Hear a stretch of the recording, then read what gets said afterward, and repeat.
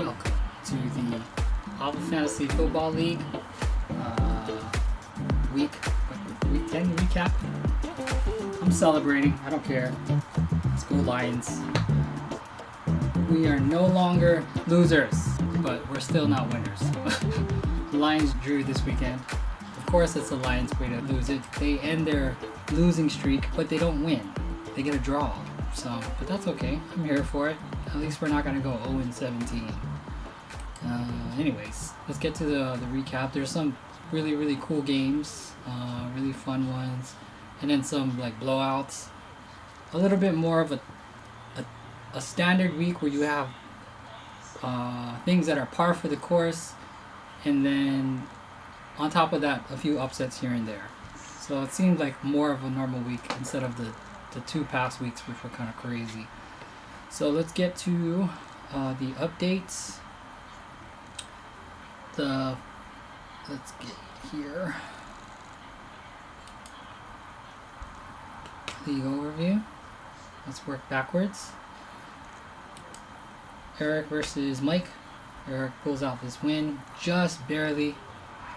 It just boiled down to if Kittle could get enough points to overtake him.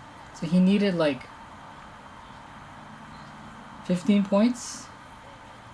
Man, you came close. You're just 2 points down. So yeah, if you got 15 points with Kittle, then Mike would have got the win. But kind of like bad performances from Marquise Brown.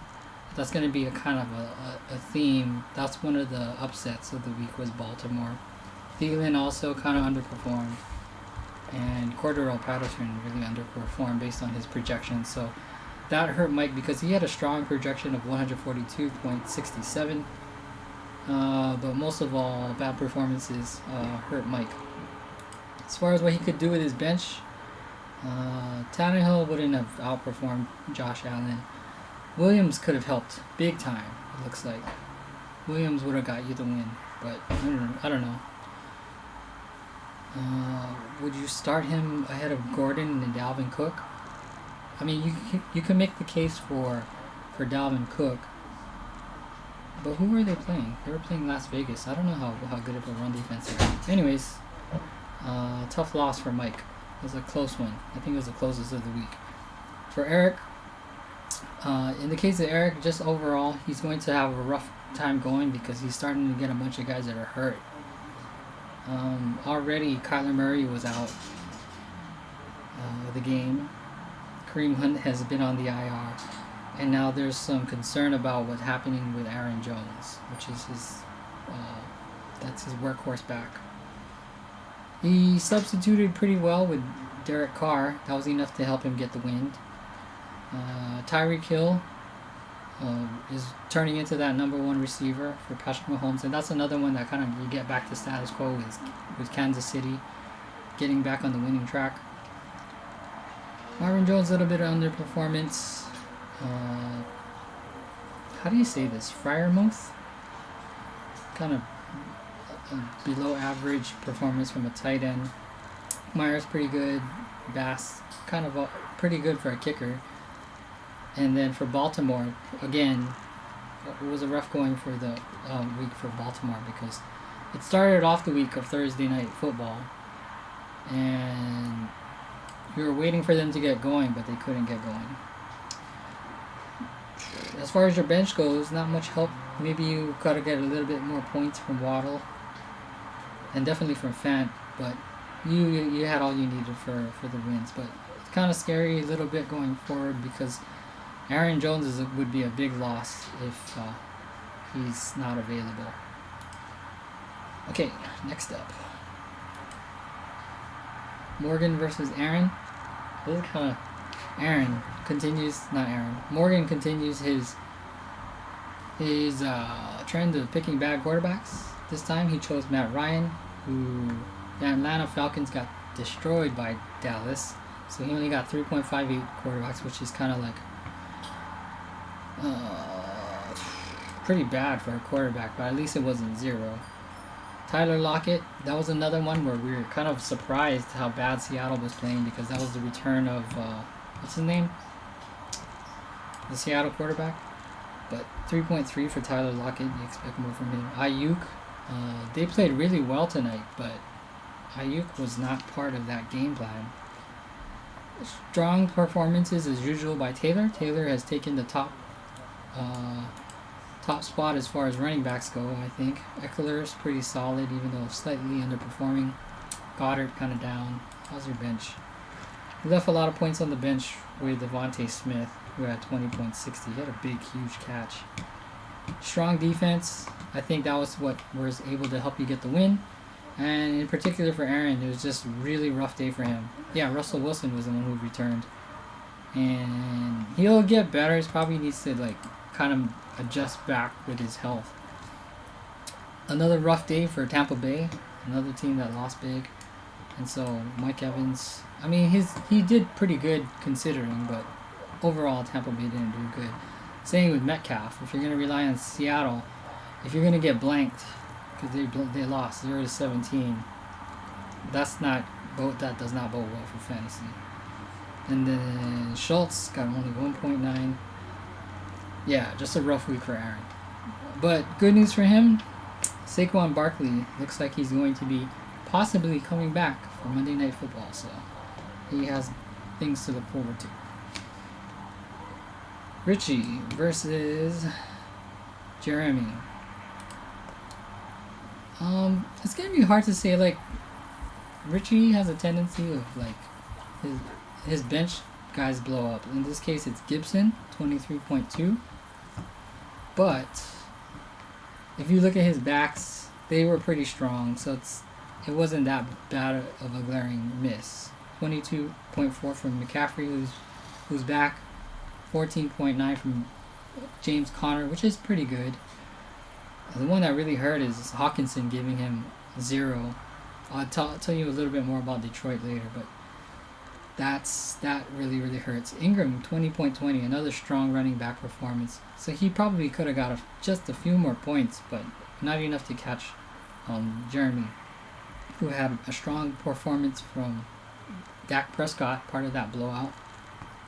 Justin Jefferson had a strong game. A.J. Dillon had another strong game, I guess picking up where Aaron Jones got hurt. And even though he got a donut from Hopkins, he was out. Did you know he was out, Jeremy? I think he was out before the game. But you were able to get the win anyway, even with your defense only scoring 4.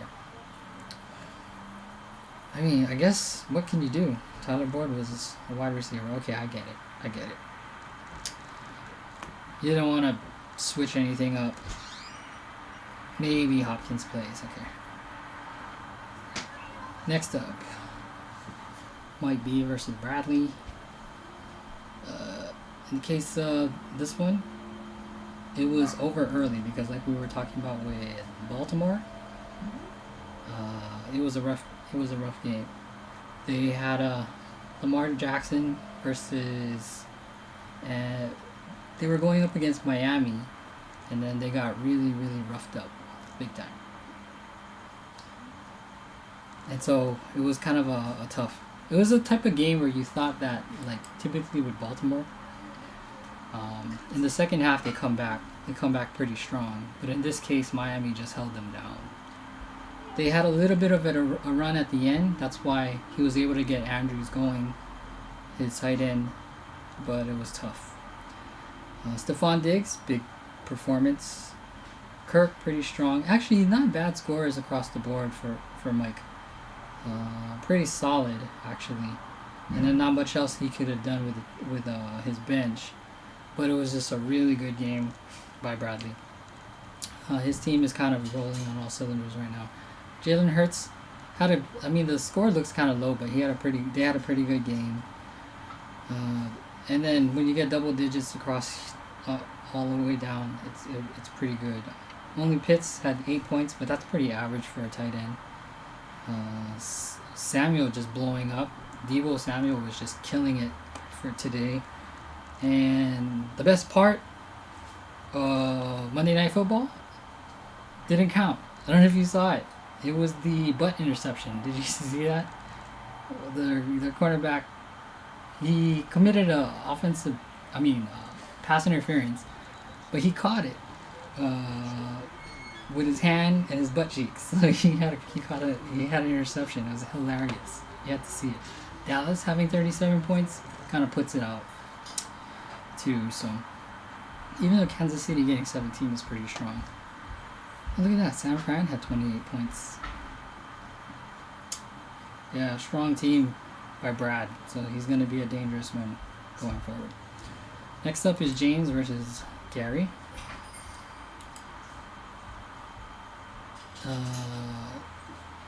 This one was a really close game.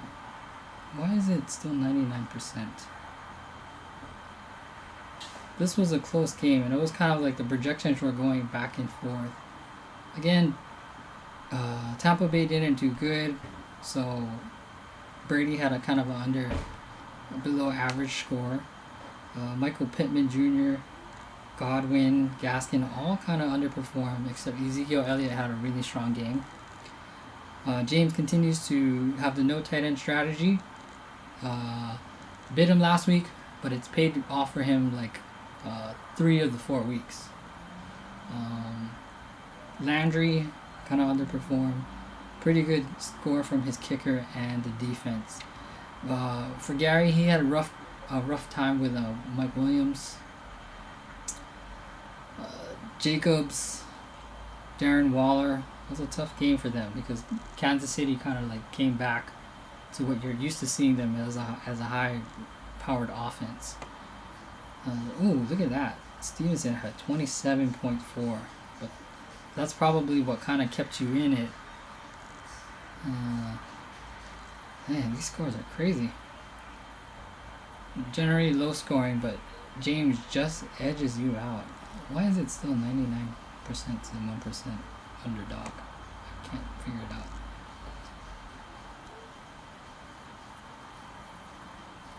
Oh, Aaron Rodgers was picked up by Gary. He kind of like they won. They didn't need him to score all that much, but he was able to get the win. And then he also picked up Odell Beckham Jr. So those are kind of some of the more interesting waiver wire moves. Trying to grab Odell Beckham, who is now part of a high-powered offense. May take him a game or two to get the chemistry going. And then for James, yeah, he has a strong bench. You can see why he wouldn't play. He wouldn't pick up a tight end. All right. And then the last game, me versus Darren. Really strong game by Mia Milo. And then Darren had some rough games. And so, for early on, it was a tough game for Darren. Like for me, it was like for a while, I was thinking, man, what's going on with Kansas City? They're starting to look like a bad team. I mean, they still may be a bad team, but at least for 1 week, they put out the kind of numbers that you expect from them. Like you saw with Tyreek Hill, Williams. Mahomes had almost 40. Kelsey had 15.9. CD Lamb was another big one for me.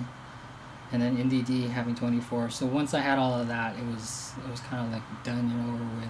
Because it hurts when for like Darren, someone like another pickup he got was Jackson. So kind of rough to have like new guys come in. So maybe it'll take a while to get the chemistry going. 3.3. Knox had only 2.2. But yeah, Darren gave up Aaron Rodgers, but I think he recovered pretty good with by picking up Kirk Cousins and even Cam Newton, who scored a couple of touchdowns. So maybe we'll see what Cam Newton can do going forward. And then Alvin Kamara was out. Julio Jones is now on IR. Clyde Edwards-Helaire is very close to coming back, so it's kind of I don't know, it's rough. So it's like some of the other guys in the league, injuries is really, really hurting. And then not much you could do with the bench. Yeah, so there's. And then speaking of like Cooper Kupp had 17.7, which was good. And in my case, I had a pretty decent performance from Detroit. And then again, like I was telling you guys in the beginning of the year, Detroit has a chance to be a good offense when they have a good offensive line. That got messed up when they lost their center Frank Ragnow. But then they got Taylor Decker, their all-pro left tackle back. So now it's kind of pretty good again, and that's why they had a really strong running game. So there's a couple of running backs who scored touchdowns. And if you're looking for a running back, maybe consider the Detroit one. I don't know. But they are running it better for sure. Oh man, I mean at this point, let's just scrap it. You know what? Let's just scrap it. No more waiver wires. You guys already know what you're doing. Oh, I do have to mention on my notes. Let me just pull this up. I do have some notes. Trade deadline is November 20. So in 5 deadlines. So if you want to make a trade, you have 5 days left to do it. Because today's the 15th. Do it before that, because I don't know exactly what time it locks. There's some rules that you want to be mindful of. Just out of being fair. In the playoffs, once you're eliminated, your team is locked. So you can't, you can make moves, but you can't just dump players and then let other players benefit off of your drop players. And then, one thing I didn't talk about yet that has been kind of, and I know you guys noticed it, and I haven't really mentioned it, but it's the current waiver rules, which are interesting. Because I don't know if they're default or if I selected it by accident, but you may have noticed that the waivers are by reverse standing, yes, but they do not reset. So if you are at the bottom, very bottom, you can put in 2-3 claims and you'll get them all if you are at the very, very bottom of the standings. So how fair is that? I don't know. Like, to me it doesn't seem fair, right? It only makes sense. You should be able to get one guy and then you go to the bottom of the list. But after observing it, it has kind of done something to our league. So let me just look at the overview of the standings. Here's the standings. It has allowed some of the guys in the beginning of the year to come back from the bottom. Like in the beginning, Mike B was struggling a lot, but he was able to make moves to come back up. Even someone like Aaron, who was dead last, was able to slowly move up with a couple of wins and making some moves. So what it kind of does is, although I'm more used to seeing it, it does really help the bottom feeders, but is it too much help for them? Because you know who's really suffers from it is the guys who are in the middle of the pack, because they need help to get up. So if you're middle class, you're kind of messed up because you're gonna lose out on a lot of the waivers. So, and then that's how you get cycled down. So we can put it to vote. Right now, I'm planning to put it back to the previous way it was, but I don't know if you guys think it's better for parity, for helping the guys at the bottom. Then we can keep it. Although I'm kind of leaning to get away from it. So that's the other thing about the waivers. It's really funny, right? So you're looking at the waiver claims, and whoever's last place always gets the guys, and that's just the way it is. I'm not going to change it mid-season, because obviously we don't change the rules in the middle of the season unless we absolutely have to. Alright, anything else in my notes? No, that's it. Anyways, we'll quit it here. So let's continue on second half. Alright, later, bye.